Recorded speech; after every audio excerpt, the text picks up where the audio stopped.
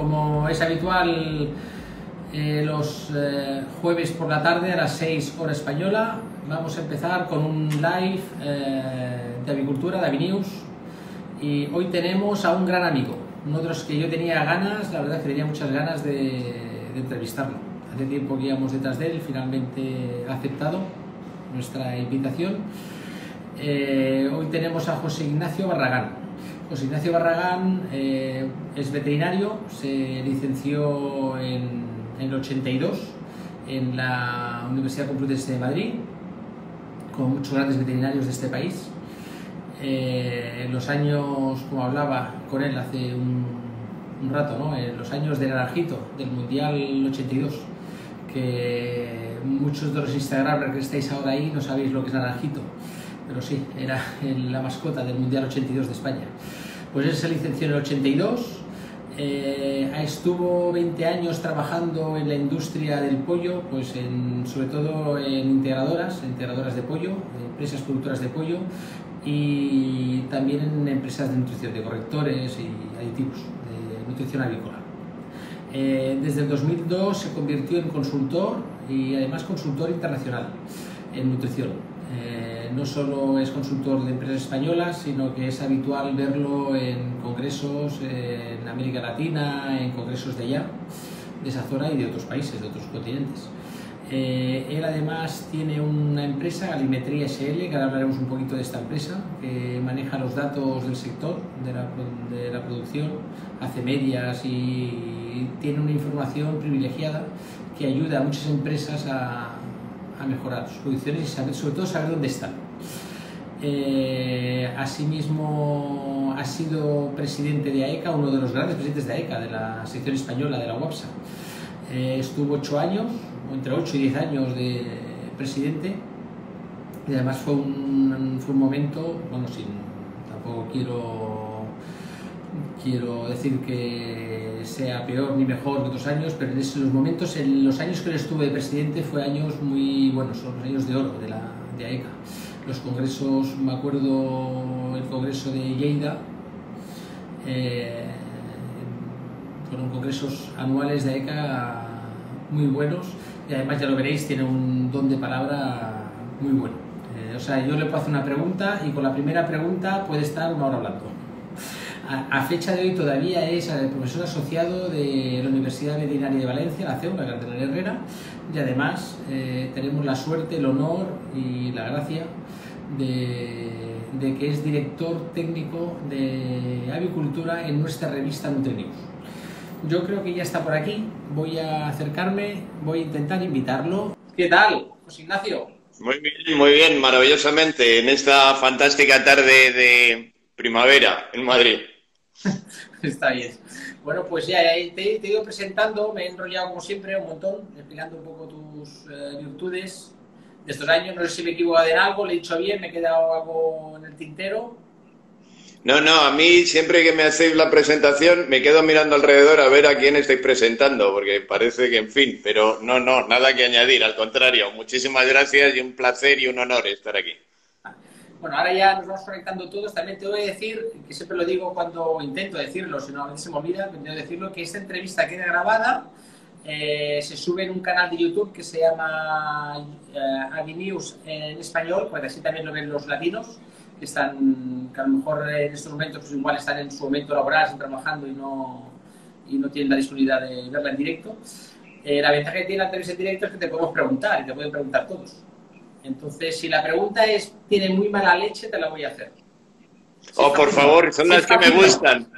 Las facilonas no, las difíciles. Exactamente. Perfecto. Y después la enviamos en un newsletter para que así los suscriptores que tenemos en España y en América Latina, que son más de 60.000 personas, pues puedan acceder desde el correo electrónico. Pues bueno, déjame preguntarte por el principio. Vamos a ir al inicio de las cosas, como cuando hacemos la casa empezamos por los cimientos, ¿no?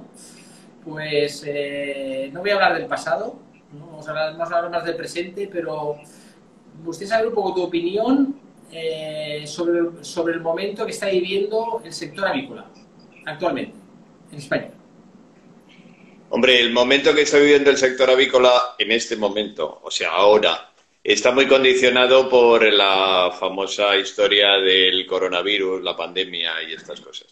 El sector avícola, antes de esto, ya tenía sus problemas relacionados con, no sé, excesos de producción, dificultad de comercialización, canales, capacidad de financiación, estructuras y demás. Y todo esto que ha ocurrido con el virus famoso, pues no ha hecho más que terminar de poner en dificultades al sector. Objetivamente, la situación de las ponedoras quizás sea un poquitito menos dramática, por decirlo. Ellos habían ya cometido una cierta reducción de la producción. El canal Horeca es importante, pero quizá no tan trascendente. El consumo doméstico ha subido notablemente en estas fechas. Entonces, al final, bueno, digamos que la gente de la gallina, que me disculpe a algunos si lo está pasando mal, pero está en una situación un poco mejor, digamos. Lo que ahora mismo creo que tiene una situación realmente difícil es el tema de la avicultura de carne. ¿Crees que el sector avícola está reaccionando bien a esta crisis? O mejor dicho, de otra manera, ¿qué crees en que hemos fallado en el sector avícola para que nos afecte tanto, sobre todo en la carne? Hombre, fallar en relación al tema del coronavirus no vale, es hacer trampa. Quiero decir, nadie esperaba una cosa como esta y realmente es una situación tan absolutamente anómala, extraña y sorprendente que es muy difícil que realmente la gente tenga capacidad de ser capaz de montar cosas en relación al coronavirus. Es decir, lo que ha hecho el coronavirus de alguna manera es enseñarnos más las vergüenzas, ¿no? Ya llevábamos el pantalón medio bajado, pues con esto ya nos lo han bajado del todo. ¿Y qué ha hecho mal el sector? No, en realidad el sector en relación al coronavirus no ha hecho, otra cosa es que puede hacer, ¿no? Pero no ha hecho nada mal. Sencillamente el sector ya tenía una serie de problemas antes del coronavirus, problemas relacionados con la superproducción, con las dificultades de comercialización, con el tema del comercio exterior, con un montón de cosas que lo que ha hecho el coronavirus pues ha sido, digamos, terminar de actuar como desencadenante de un problema mucho mayor. En la entrevista la semana pasada tuvimos también la suerte de poder entrevistar a Jordi Montfort de Propollo. Entonces él nos hablaba, bueno, y también hemos entrevistado a Enrique Díaz Lluvero de Federormo, el representante de los huevos, y bueno, y en general, todas las entrevistas que hemos hecho también en el sector porcino. Claro, la gran preocupación es ya no solo el canal Horeca, que es muy importante en nuestro sector, también es el turismo. O sea, hemos perdido millones y millones y millones de turistas que están con de media 3 días de media en España, y que comen 3 veces al día y que comen carne, mucha carne. Entonces, claro, aquí cuando estuvimos entrevistando a Propollo se habló de esto, ¿no? Entonces ahí se nos dio algunas pistas. Digo, no, claro, lo que suele pasar en estos casos, y ya suele pasar como cada verano, es que se congela pollo previamente, se están congelando pollos, se piden ellos para congelación. Y también él habló de abrir canales de exportación. Claro, todos sabemos lo que tardan las casas de exportación. Porque por muy rápido que uno quiera ir, ya él nos dijo que como mínimo 2 años íbamos a tardar en abrir. Entonces, ¿no crees que el sector avícola se tendría que reajustar de alguna manera? Que hasta ahora, yo sé que es un tema difícil y tabú, pero claro, estamos en una situación que hay mucha oferta, hay mucha menos demanda, mucho menos mercado, y el precio cae, y aquí está la rentabilidad del ganadero y de las empresas, de todos. Obviamente, Luis, lo has explicado fantásticamente bien. Quiero decir, aquí tenemos un problema que ya tenemos y un problema mayor que vamos a tener, ¿no? El problema que ya tenemos es la pérdida del canal Horeca, es muy significativa. Acuérdate que estábamos hablando de aproximadamente el 25% del mercado español era pollo pequeño, que iba fundamentalmente pues a este tipo de distribución, digamos. Así que ahí ya primero, ya hemos tenido una primera pérdida que además, claro, nadie podía esperar, porque nadie se esperaba que nos íbamos a encontrar con esta historia. Con lo cual nos hemos encontrado con un montón de pollos que hemos tenido que pasar de matar de 1,7 a matar de 2,6, con lo cual encima hemos generado una chepa adicional de carne que hemos tenido que sacrificar de alguna manera. Y todo esa es la situación a fecha de hoy, pero la situación a fecha de pasado mañana es peor porque, como tú dices, haciendo las cuentas mal, seguro, durante los meses de verano es como si España tuviera un 10% más de habitantes. Evidentemente, si ese 10% de habitantes no va a estar, está claro que algo hay que hacer en el corto plazo. El tema de congelar, pues claro, es la solución inmediata, ¿no? Pero la congelación tiene sus dificultades. La primera, pues, que es un costo. La segunda, que es un costo que se mantiene en el tiempo, porque yo tengo que mantener la carne congelada durante un cierto tiempo. Y la tercera, que además, de alguna manera luego actúa de tapón. Es decir, si yo tengo montones de toneladas de carne congelada, en el momento que el precio empiece a repuntar, porque ya tenemos una situación de mercado un poco más favorable, la propia carne congelada que hay por ahí va a impedir que eso pueda subir. Es decir, la carne congelada está muy bien si luego la puedo sacar y mandarla a algún sitio, pero si se queda aquí, de alguna manera es pan para hoy y hambre para mañana, ¿no? Entonces, y luego lo de la comercialización en el exterior, pues sí, a mí yo firmo ahora mismo. O sea, creo que es una de las salidas razonables que tiene la producción en España, pero evidentemente también es un planteamiento en el medio plazo o en el largo plazo. Y de hecho llevamos hablando de que España debería plantearse hacer exportaciones puntuales de sus excedentes desde hace no sé cuánto. Y no debe ser tan sencillo porque no hemos conseguido hacerlo. Personalmente, y es una opinión muy personal y por supuesto no represento a nadie en estas circunstancias ni nada por el estilo, todo lo que no sea una reducción significativa de la producción en el corto plazo me parece que no, personalmente, me temo que no conduce a ningún sitio. Tú,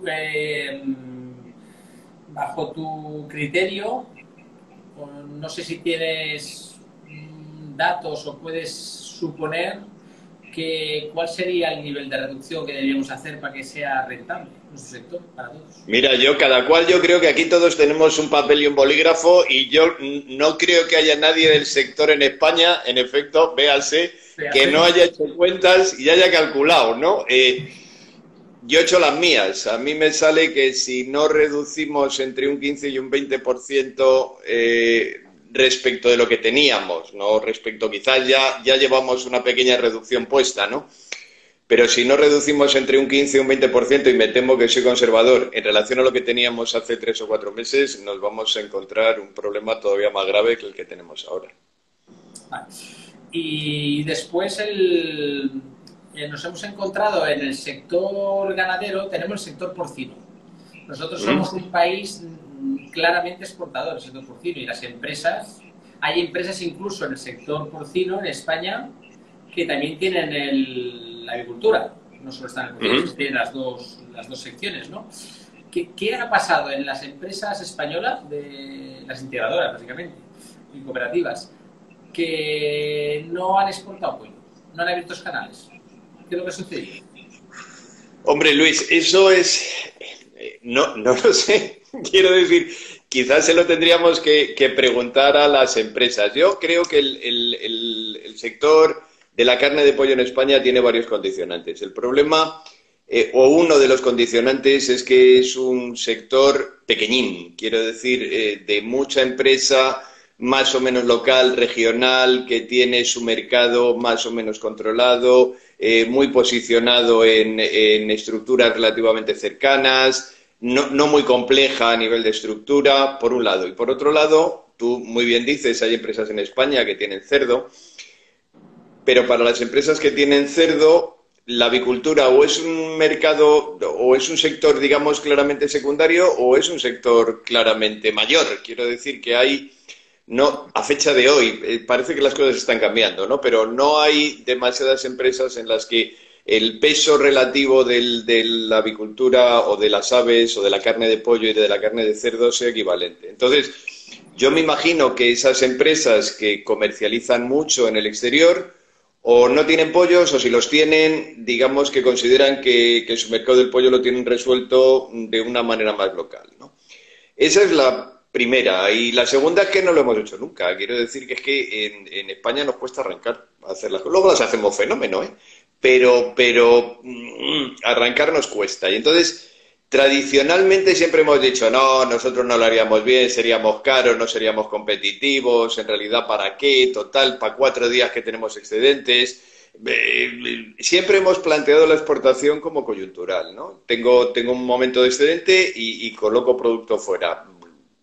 Pues, pero eso no es. O sea, todos los países que han intentado hacer eso, al final se pegan una galleta. O sea, si nos vamos a plantear la exportación como una alternativa, yo entiendo que hay que hacerlo de una manera seria, como lo hizo en su momento el porcino, y les va fenómeno, vamos. Te quiero decir que ¿por qué los de los señores de los gorrinos son capaces de exportar y de ser competitivos y los de los pollos no? O sea, somos igual de feos que son ellos, ¿eh?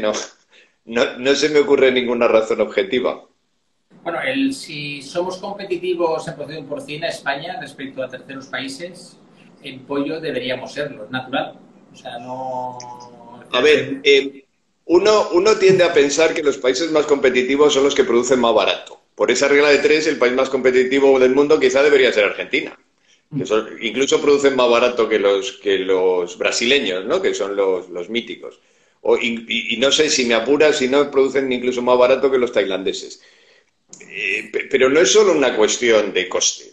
El coste es un factor y es un factor significativo, pero hay otros factores. Es cómo organizas tus canales de distribución, es cuánto de formal resultas en tu relación con los clientes, es cómo respondes a las expectativas que tienen los clientes respecto del producto que les estás vendiendo. Hombre, no creo que seamos especialmente competitivos para vender pollo congelado a mogollón yo no sé en qué país de África, pues probablemente no, pero para vender un producto de cierto valor añadido y con los parámetros de calidad europeo en determinados mercados, ¿por qué no? Pues seguro. ¿Eso significa que podemos producir en España 3.000 millones de pollos? Pues no. Pero que tenemos capacidad para exportar una cierta cantidad de producto y hacerlo con rentabilidad, estoy seguro. Nosotros entrevistamos el martes pasado, hace 2 días, antes de ayer, en concreto, entrevistamos a Juan Manuel Gutiérrez, que es el presidente de la UNA, que es la Unión de Agricultores de México. La Unión de Agricultores de México está hablando de unos grandes productores del mundo. Si los datos que dijo, a ver que no me equivoque, dijo que es el cuarto, entre el tercero y el cuarto productor mundial de huevos del mundo. Sí, seguramente. Y el sexto de pollos. Entonces, claro, uno podría pensar, pues si México es mucho más económico que países como Estados Unidos y es un gran productor, pues podría ser un gran exportador. Pues resulta que lo que nos digo es lo contrario, que ellos se ven inundados con pollo de Estados Unidos. Más barato. Eso es al contrario, que el país sea más rico o más pobre no significa que sea más competitivo que nosotros. No. Porque tendemos a pensar que eso se relaciona con los costos laborales. Y es cierto, o sea, si el país es más pobre, objetivamente los costos laborales son menores.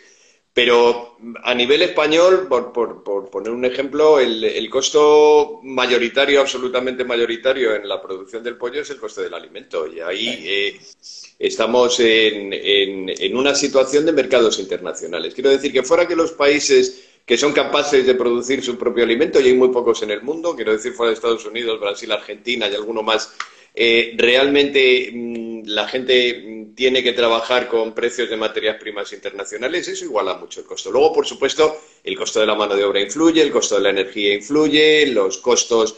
En Europa tenemos un costo que a veces se nos olvida, que es el costo de la legislación, es decir, el cumplir la legislación europea es extraordinariamente caro. Sí. Obviamente, si vamos a hacer un producto cumpliendo la legislación europea para vendérselo, insisto, lo que te decía antes, a un señor, con todo mi respeto, en Senegal, pues probablemente tengamos un problema. tenemos que asumir que tenemos ese sobrecosto en relación a otros países del mundo y sencillamente intentar ser competitivos en otro nicho de mercado diferente. Pero si piensas nada más en el hecho de que un país es más humilde y por eso debería hacerlo más barato, no te equivocas. O sea, Sí, sí. seguro que no. Por ahí hay Alejandro, que es un mexicano que conozco yo, que está ahí, dice que es el cuarto. El dato que dio, dijo que no sabía si era tercero o cuarto de huevo en el mundo, porque se ve que India no está transmitiendo los datos de producción. Entonces se le supone que India es el tercero. Pero como están dando los datos, están ahí que es el tercero o el cuarto, pero sí es el cuarto oficiosamente. Hombre, de todas las maneras, si India fuera el tercero, volveríamos a lo de siempre. En términos relativos, India es un país que con la cantidad de habitantes que tiene, solo para darles de comer a ellos tendrían que producir huevos en cantidades tremendas. Mira, voy a aprovechar para decir una cosa, que ahora hablando de India, que nosotros hemos creado un nuevo medio de comunicación en inglés. Tú conoces News, pero nosotros lo hemos lanzado en inglés ahora, se llama News International, y hemos creado las redes sociales de News International, y una de las cosas que nos ha sorprendido es que uno de los primeros países en seguirnos en todas las redes sociales son los indios.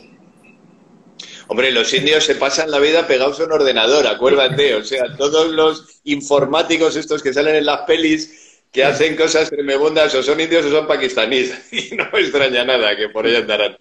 Sí, y allí, claro, no, en la carne de vacuno no es muy... Ahí comen mucho pollo. Y mucho pollo. Evidentemente. Bueno, antes vamos a volver al tema que nos hemos ido. La cuestión aquí es... Hay otra cosa, hemos hablado del pollo y huevo en España. ¿Qué opinión tienes sobre la nueva adquisición que ha salido en los medios ahora de Piensos Costa, que es uno de los principales productores de pollos, principales productores de cerdos de España, que está en Fraga, y que ha tomado riendas de Amicato? Bueno, creo que es un movimiento razonable. Me explico. Antes te decía que la avicultura de carne, la de puesta también, pero bueno, ahora estábamos hablando de pollos, ¿no? Tiene algunos problemas en España. Uno es de atomización y el otro es de capitalización. Y creo que hacen falta estructuras más grandes y más capitalizadas, probablemente. Bueno, pues parece razonable que empresas del sector alimentación que no tenían hasta ahora intereses en avicultura, pues se lo planteen primero como una forma de diversificar y que para la parte, digamos, avícola, pues esto venga bien también porque a veces una inyección de dinero y de una empresa que se entiende que está sobradamente capitalizada, pues viene fenómeno. Sí, no, el sector porcino, una de las cosas que tiene con el problema de la peste porcina africana, que es uno de los grandes problemas que hay, es como la influenza en la agricultura, pues en peste porcina africana. Claro, tiene el mercado chino que ha tenido que reducir su cabaña a la mitad o más y claro, están importando cerdos. Sí, bueno, ahora los señores de los cerdos viven un momento feliz de lo que yo me alegro infinito. Sí. Y bien, bueno, pues a ver, si hay dinero en el sector es mejor, siempre. No diría de venga de donde venga, pero siempre es bueno. Vale. Estamos viendo en el sector avícola se está concentrando las empresas.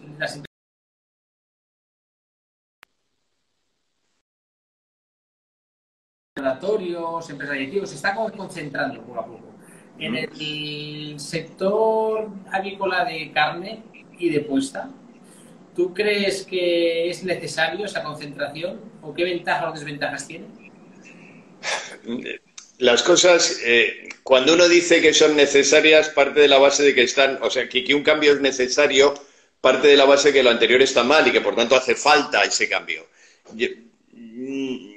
Yo tampoco me atrevo a decir que todo lo que hemos vivido hasta ahora esté necesariamente mal. Quizá lo que hemos vivido hasta ahora se justificaba hasta ahora, ¿no? En los tiempos que vienen ya llevamos tiempo diciendo que hace falta que el sector de alguna manera se concentre. Tampoco... yo antes lo pensaba, ¿no? Digo, lo de la concentración. Bueno, lo de la concentración está muy bien, pero hay que matizarlo, ¿eh? imagínate, pues yo qué sé, por poner un ejemplo, imagínate una piscina, ¿no? Entonces tú tienes una piscina, la piscina de tu casa, y la llenas de pelotas de tenis y te caben, no sé, 5.000, me lo invento, da lo mismo. Si metes pelotas de baloncesto, pues en lugar de 5.000 te caben 500. Y si pones pelotas de esas de plástico de los niños de la playa, pues en lugar de 500 te caben 20. Lo que has hecho es concentrar, teóricamente, pero la piscina es la misma, ¿no? ¿Qué ocurre cuando concentras? Que las pelotas cada vez más grandes dejan más huecos entre medias. Es decir, cuanto más se concentra un mercado, más nichos de mercado alternativos se van creando, más huecos entre esos enormes monstruos se van formando para que otras empresas puedan ocupar de alguna manera esos nichos, esas ventanas de oportunidad, esos sitios que antes no se cubrían, ¿no? Entonces, yo creo que es necesario, pero es una opinión, me parece razonable, ¿no? Necesario no me gusta, me parece razonable que el sector se concentre, pero también creo que cuanto más se concentre un sector, más oportunidades alternativas existen para otras empresas que puedan, como te decía antes, buscar huecos, ¿no? Aprovechar espacios que se van quedando libres. O sea, no es el tema, igual si queda la pregunta, igual te la he formulado un poco extraña o mal, igual no era la palabra necesario, es verdad, tienes razón. Pero quizás la concentración trae oportunidades. Primero hacemos las empresas No, no, más seguro. competitivas y dejamos huecos a otro tipo de empresas. Exactamente. Yo creo que desde el punto de vista de la oportunidad, antes te decía, por ejemplo, un problema que tenemos es un problema de capitalización. Estructuras más grandes teóricamente, deberían tener unas capacidades financieras mayores. Tenemos un problema de localismo, digamos. O sea, hay muchas empresas que venden en mercados muy pequeños. Mercados más grandes te dan más oportunidades. Un tamaño mayor te permite ser más competitivo comprando, quizás, o tener una capacidad de negociación mayor.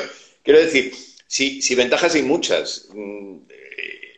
También lo que teníamos antes nos ha servido durante, pues, yo no sé cuántos años. Yo empecé a trabajar en el año 82 en una integración de pollos y ya decíamos exactamente las mismas cosas que decimos ahora, ¿eh? Que si el mercado se tiene que concentrar, que si no sé qué, que si los precios son muy malos, que si esto es un mal negocio. Hace mucho, desafortunadamente hace mucho. Y quiero decir, el sistema ha funcionado y a lo mejor no tiene por qué dejar de funcionar mañana, pero sí que es cierto que tiene quizá que reorientarse un poquito.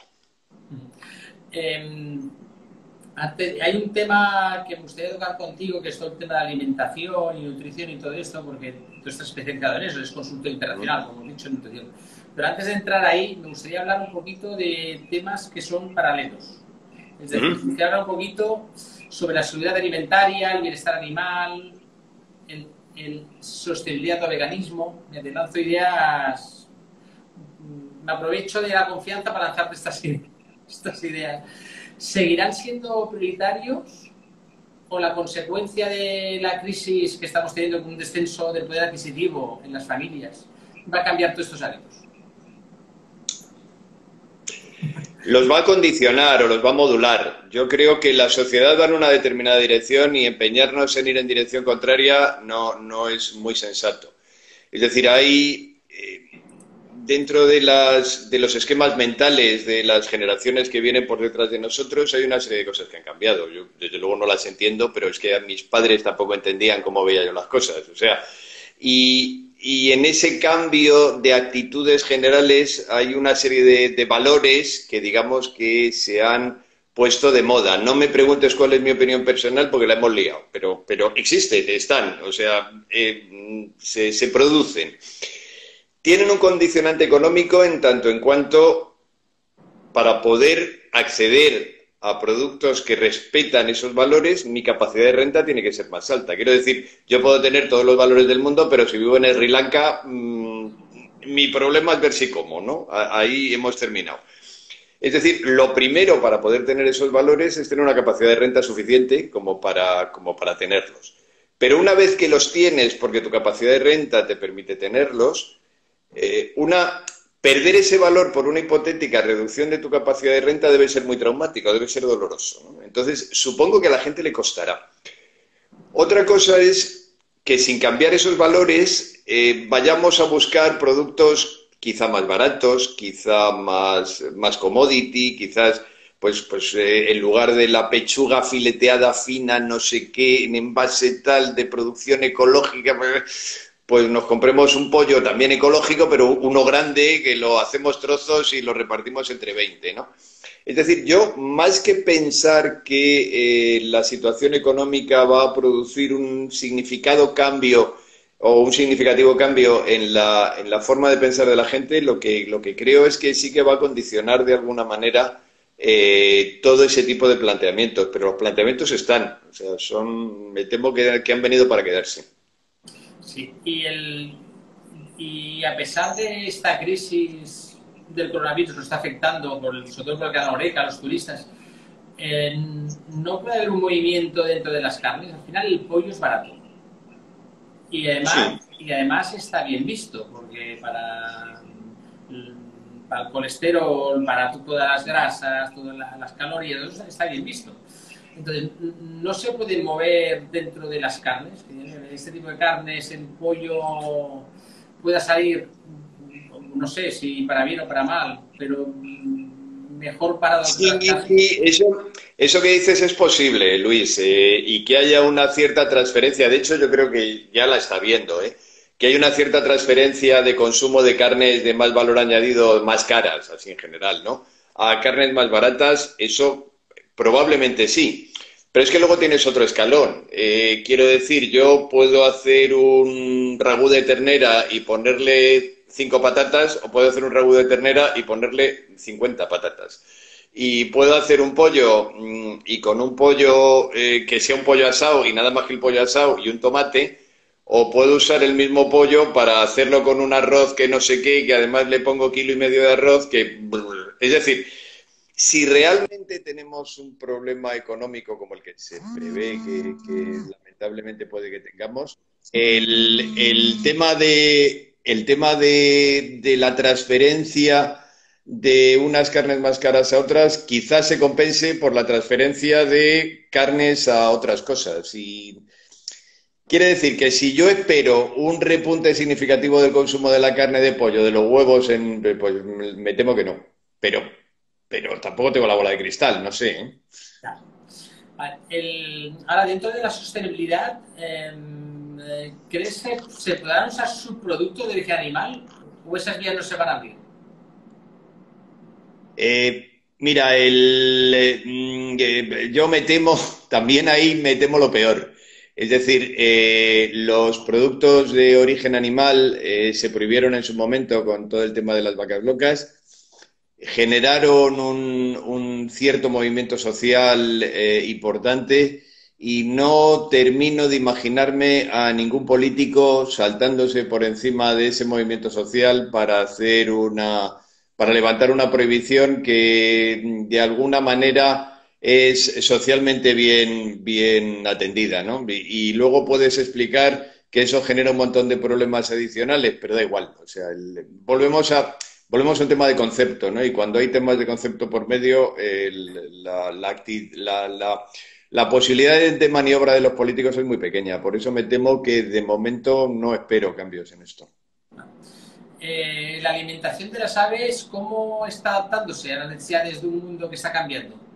Tú eres especialista en... Hombre, la alimentación de las aves, claro, está cambiando, necesariamente está cambiando. Bueno, por varias razones. En primer lugar, por conceptos puramente económicos, es decir, tenemos que optimizar todo lo que podemos, o tenemos que intentarlo al menos, optimizar todo lo posible el costo de producción. Por otro lado, hay una serie de problemas que han ido surgiendo, sobre todo de calidad de producto, que de alguna manera te han ido obligando también a hacer cambios en los programas de alimentación. Y hay veces que esos cambios, por otro lado, cuestan dinero. Y luego, así en general, hay una tendencia a la simplificación, a la reducción de los niveles de, pues yo qué sé, de fósforo, de proteína, para intentar reducir un poco la famosa huella del sector ganadero sobre la tierra, vamos a decir. A ver, todas estas cosas han ido haciendo que los paradigmas de alimentación animal hayan ido cambiando un poquitito, ¿eh? Entonces, yo creo que ahora los objetivos fundamentales están en, primero, calidad de canal, después coste, no me atrevo a decirte cuál de los dos factores está antes, pero ahí inmediatamente están todos los factores que comentábamos antes de bienestar animal, de sostenibilidad, de, bueno, pues eso, la capa de ozono, todas estas cosas, ¿no? Bueno, Entonces, necesariamente sí, está habiendo cambios de tendencia significativos en la nutrición. lo que sí hemos visto es, por desgracia, debido al coronavirus, al COVID-19, a esta pandemia, que los animales no son tan provocadores de contaminación ambiental. Al final se han bajado los niveles de contaminación. Igual, Hombre, a ver, Luis, no me obligues a hablar de los pedos de las vacas. claro, Bueno, pero eso ya lo sabíamos nosotros, ya. o todos teníamos un poco la percepción de que esto es así, ¿no? Pero vuelvo a lo de antes, tú y yo y todos los que nos están escuchando lo podemos tener clarísimo, pero el problema es que el señor que está en la calle cuando tú salgas de tu despacho, pues oye, escucha, piensa y tiene sus propias ideas sobre el asunto y, no, y es difícil cambiarlas. Sí, bueno, yo te tengo que decir que tengo una hija estudiando en una escuela, bueno, ahora está en la ESO ya, aquí en España, eh, en una edad ya preadolescente, y cuando les hacen trabajos en los colegios, los problemas de los que tenemos en los colegios, se habla de eso. O sea, se dice Ujú. que la contaminación de la producción animal, cómo afecta al medio ambiente. Y no sé lo complicado que es desde nuestra parte, desde el punto de vista veterinario, zootecnista, esto, el que tu hija tenga que hacer, o tu hijo, el trabajo diciendo que eso no es así. que, que, Mira, ¿sabes qué pasa? Que todos los que trabajamos en producción animal, en general, ¿no? Hemos decidido que hacer ruido no es bueno. Y entonces tendemos al perfil plano, a no contestar, a no responder, a no... y claro, en fin, yo, discúlpame, voy a hacer un chiste estúpido y además desagradable, ¿no? Pero los avestruces ya sabes que cuando se ven en peligro, pues meten la cabeza en tierra y ya está. El peligro de esto es que dejas una parte particularmente sensible de tu anatomía muy fácil de acceder, ¿no? Entonces, creo que necesariamente los que trabajamos en producción animal tendríamos que ser un poquitito más militantes en cuanto a la defensa de este tipo de cosas, porque si no, si solamente hay un mensaje, la gente solo escucha un mensaje, y cuando solo escuchas un mensaje, sea cierto o no, al final te lo acabas creyendo. además, hay algún comentario por ahí que lo dicen y yo estoy de acuerdo con eso, que igual hemos sido un poco patosos, entre comillas, en el momento de comunicar a la sociedad. Igual hemos empezado tarde y hemos empezado tímidamente. Igual tenemos que haber hecho una comunicación como han hecho los grupos animalistas, veganos. Igual ahí tenemos que haber empezado una comunicación más seria. Sí, porque, a ver, porque partes de una... ¿cómo te lo explico? Eh, Partes de una premisa, ¿no? Y es que la razón moral está en el lado de los otros.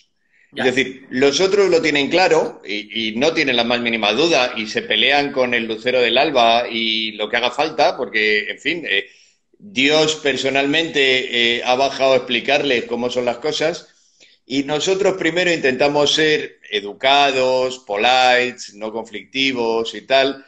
Y por otra parte, cuando intentamos responder a ese tipo de cosas, primero no tenemos canales, es decir, no hay espacios de comunicación en el que nos podamos comunicar fundamentalmente con la gente,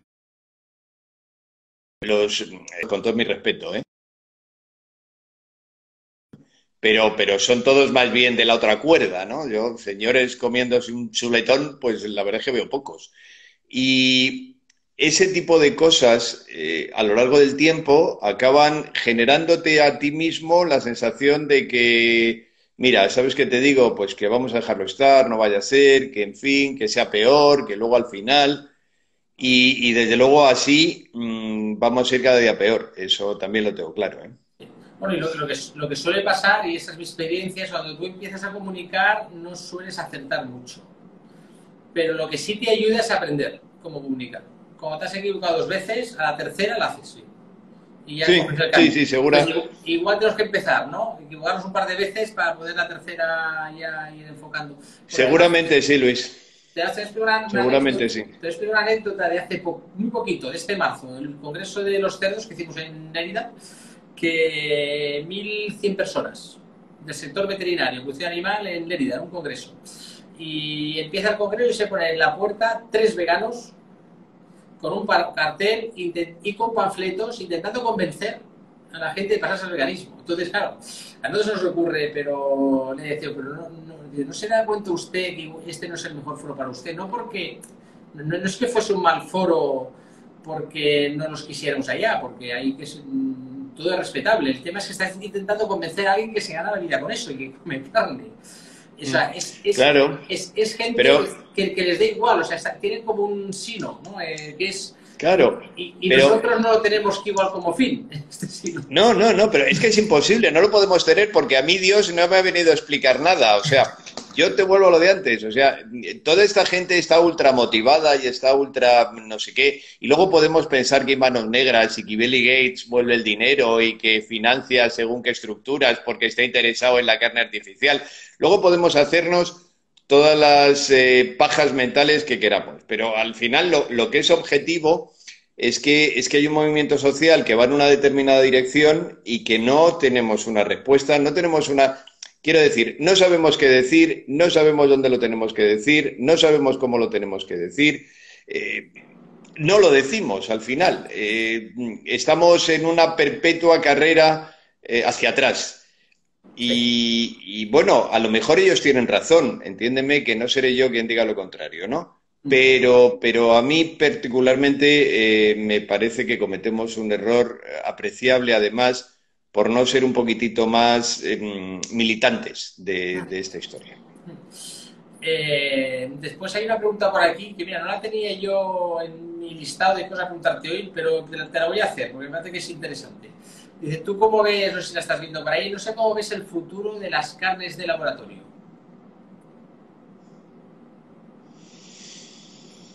Bueno, pues a ver, Te he dicho que te iba a hacer preguntas difíciles. Ya al mira, final, fíjate rápido. En Cataluña tenéis un producto maravilloso que es el cava. Significativamente mejor que el producto que se conoce a nivel mundial, que es un champán, ¿no? Y el cava no puede ser champán porque el champán es el champán y lo hacen los franceses y no sé qué. Bueno, los señores de Jerez tienen una cosa maravillosa que es el brandy, porque no puede ser coñac porque hay unos señores en Francia que no dejan que sea coñac. Quiero decir, ¿la carne artificial está? Sí, estará, seguro. En cuanto encuentren la manera de producirla de una manera económicamente más viable, va a existir fijo. ¿Cuál es nuestra pelea? Nuestra pelea tiene que ser igual que con las hamburguesas de soja. Mire usted, una hamburguesa de soja no es una hamburguesa.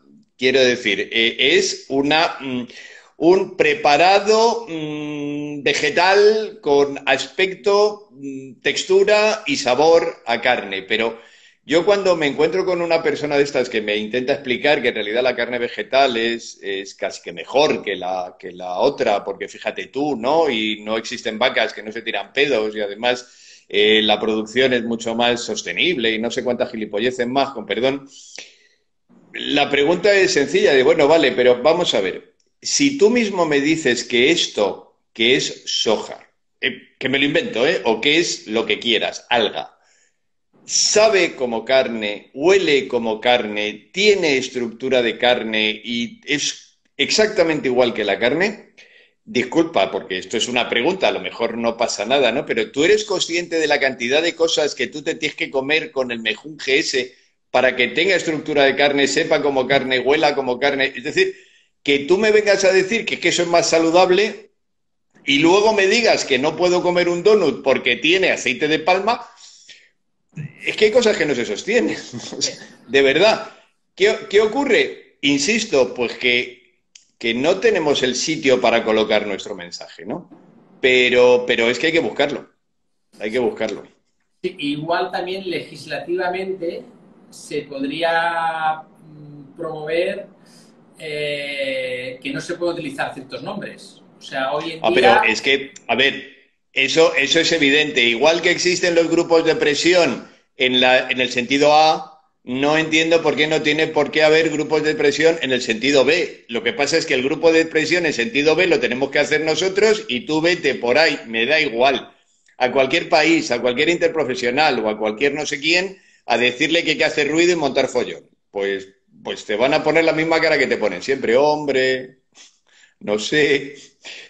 Claro que hay que presionar y hay que presionar en Bruselas y hay que conseguir una normativa, pues tampoco pasa nada. O sea, lo único que queremos es una normativa. Pero para eso necesitamos que todos nos pongamos razonablemente de acuerdo y que todos vayamos en la misma dirección y que creemos un lobby, un grupo de presión, si no pasa nada. Pues no lo tienen los otros, pues hagámoslo nosotros también.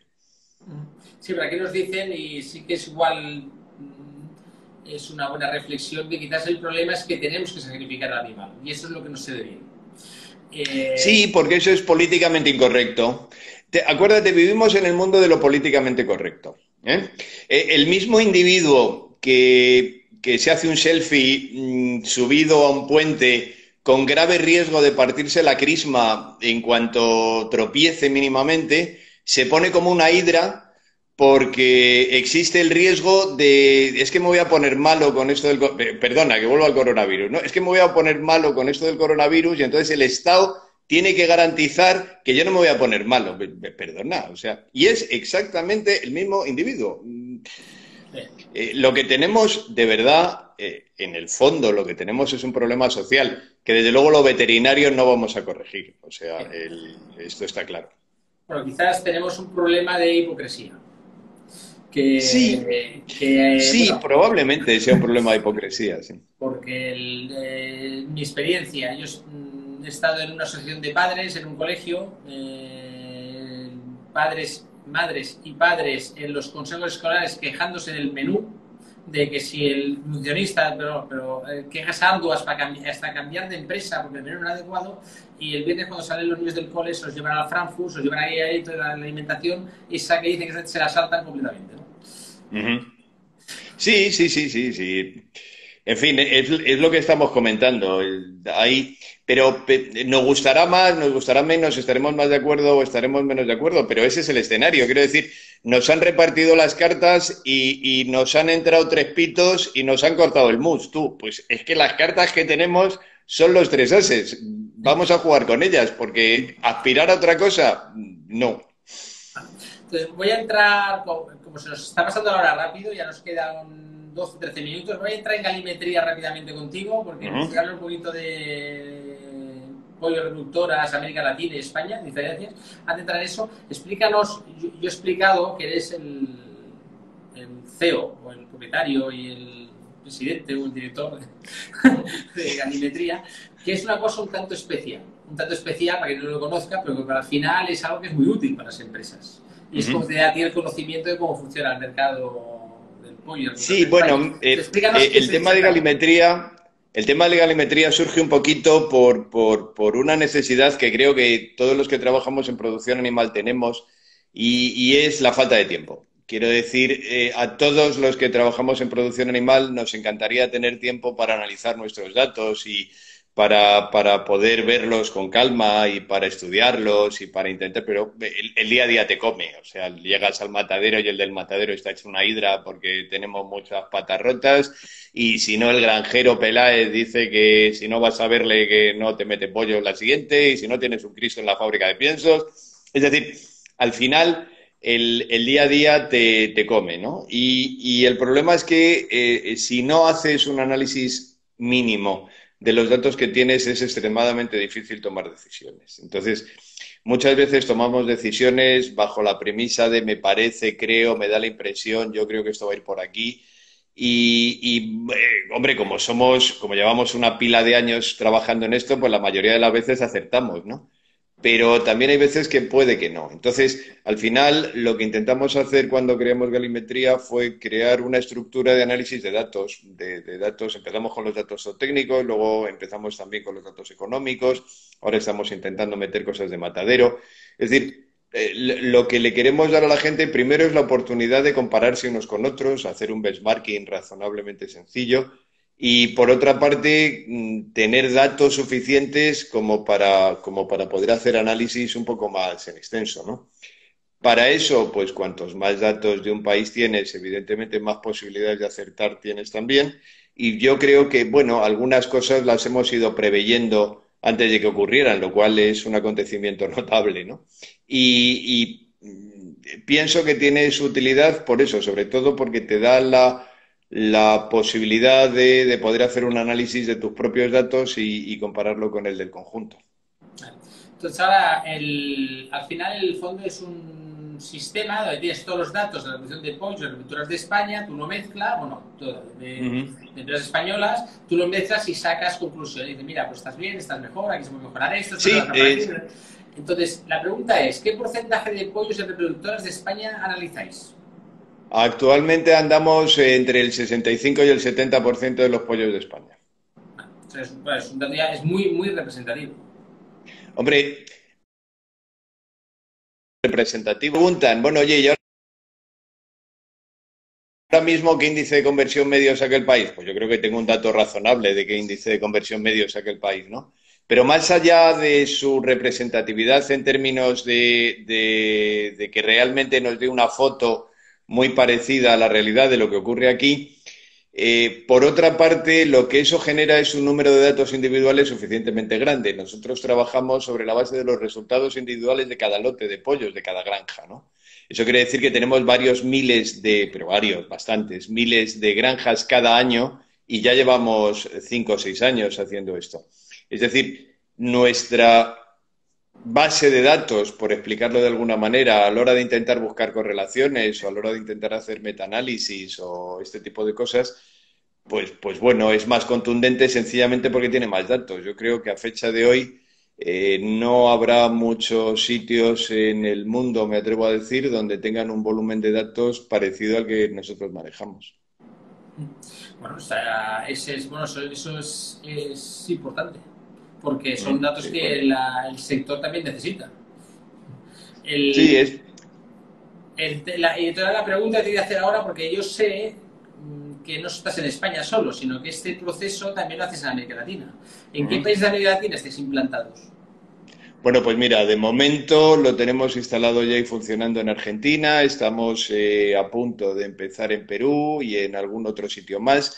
Mi intención tampoco, a ver, porque esto es una cosa que uno hace a título más o menos personal, ¿no? Y porque, en fin, me entretiene un montón, pero mis capacidades son limitadas y voy teniendo una edad. Tampoco aspiro a tener el conjunto del mundo mundial en esta historia. Pero sí en los países en los que llevo más tiempo trabajando con Latinoamérica, pues montarlo también. Más que nada, otra vez, porque entonces el volumen de datos con el que podremos trabajar será todavía mayor y podremos intentar hacer más interacciones y más cosas. Entonces, de momento ya te digo, está en un país ya consolidado, en otro en vías de montaje ya inmediato y espero que en otro par de ellos en el medio plazo. Te voy a hacer una pregunta que suelo hacer a personas como tú que trabajan en ambos lados del Atlántico, en España y en América Latina. Es una pregunta que te debo reconocer que nunca he conseguido una respuesta muy clara. No sé por qué, pero como tengo confianza contigo, te la voy a hacer. ¿Qué diferencias encuentras tú en la forma de producir entre España y América Latina? Pues mucho menos de lo que la gente piensa. Yo creo que desde aquí, desde este lado del Atlántico, y no lo digo por Europa, lo digo en general, o sea, por España, lo digo en general por Europa, tendemos a pensar que la gente de Latinoamérica, pues en fin, bueno, pues estos chicos, ¿no? Que producen pollo y tal y cual. Primero, hay sitios de Latinoamérica que nos dan 7 vueltas en cualquier aspecto de producción. Por supuesto, sus condicionantes son diferentes. Quiero decir, ellos no tienen una Comisión Europea condicionada por un lobby de personas preocupadas por determinadas cosas con una normativa tan absolutamente asfixiante como la que tenemos nosotros. Eso es una diferencia significativa. Ellos tienen un tipo de alimentación diferente del que tenemos nosotros. Nosotros tenemos alimentación en base de trigo, ellos lo tienen en base de maíz. Nosotros tenemos más materias primas que utilizar, ellos tienen menos. Nosotros tenemos un tipo de estructura de granja porque, de alguna manera, la propia evolución del sector a nivel de granjero ha hecho que las granjas en España o en Europa tengan un tipo de instalaciones que quizás son un poco diferentes a los que hay en muchos países de Latinoamérica. Cuando tú vas a ver una granja en Perú a 20 kilómetros al norte de Lima, pues te haces cruces y dices, Dios mío, pero ¿cómo se pueden producir así los pollos? Luego te dan los resultados zootécnicos que tienen los pollos y te hacen las cruces al revés. Dices, Dios mío, pero ¿cómo pueden hacer estos resultados, ¿no? O sea, quiero decir que cada país tiene sus propias condicionantes, sus condicionantes climáticos, sociales, lo que tú quieras, y en función de eso las producciones son diferentes. Pero los pollos son los mismos, la genética es la misma, la nutrición es prácticamente la misma o es muy parecida, los problemas patológicos son los mismos, los temas de relaciones con los granjeros, te sorprendería, son exactamente los mismos que tenemos aquí, y hay que discutir si te tengo o no te tengo que pagar el gas en los meses de invierno o la ventilación en los meses de verano. Es mucho más parecida de lo que tendemos a pensar. Y un consejo de amigo, siempre que piensas en Latinoamérica, quítate un poco de encima la boina que solemos tener los europeos de cierta, en fin, no sé cómo explicarlo, ¿no? De cierta prepotencia en relación con Latinoamérica, que en Latinoamérica hacen las cosas muy requete bien, de verdad. Sí, además te encuentras, nosotros tenemos también revista en Brasil, como tú ya sabes, en América Latina, y cuando te sientas delante de un productor como BRF en Brasil, Sí. pues claro, es bastante más grande que todo un país como España, solo un productor. Sí. Yo, Entonces, hace muchos años, una de las primeras veces que fui a Brasil, me llevaron a ver a una empresa allí, que entonces, bueno, entonces era Perdigao, luego ya se fue juntando con otras y tal. Y yo me acuerdo que en la primera entrevista yo les dije, oye, de verdad, disculparme, porque vamos a empezar por el principio. Si España fuera una empresa de Brasil, sería la tercera. Entonces, más grande que España serían Sadí y Perdigao en aquel momento. Quiero decir que es que a partir de ahí, pues ¿qué vas a decir?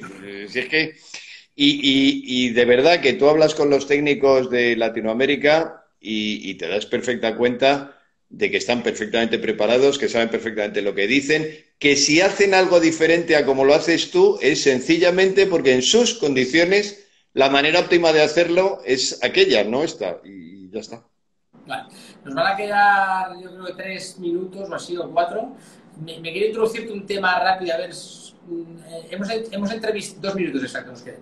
Hemos entrevistado, por ejemplo, a otro director técnico de Nutrinews, que es Fernando Bacha, y hemos hablado, por ejemplo, de los insectos en la alimentación. Él era un poco reticente, la entrevista era un poco reticente, que no tenía tan claro eso, el futuro de eso. ¿Tú cómo lo ves eso, la agricultura? Mira, el tema de los insectos tiene dos derivadas o dos variables, ¿no? La primera es la puramente tecnológica, digamos. Es decir, puede ser una carne, una materia prima de unas características excelentes y fantástica para la alimentación animal y todas esas cosas, pero tiene que entrar en un condicionante de precio. Es decir, cuando yo sea capaz de producir insectos a un coste tal que su relación con el precio internacional de la soja me resulte interesante, pues se utilizará. Si no, pues será una materia prima que se utilizará poco. Primera. Segunda, al ser humano medio que tenemos en Europa le va a gustar mucho la idea de que yo le dé de comer a los pollos. Otra cosa es que ese maravilloso pollo que se cría en el campo, feliz y contento, aleteando dichoso detrás del árbol, luego se coma un gusano. esto es natural, ¿no? Bueno, porque yo coja el mismo gusano, lo triture, lo ponga y lo eche al 2% en el pienso, no sé yo si al personal en general le va a parecer razonable. Fuera de esos dos condicionantes,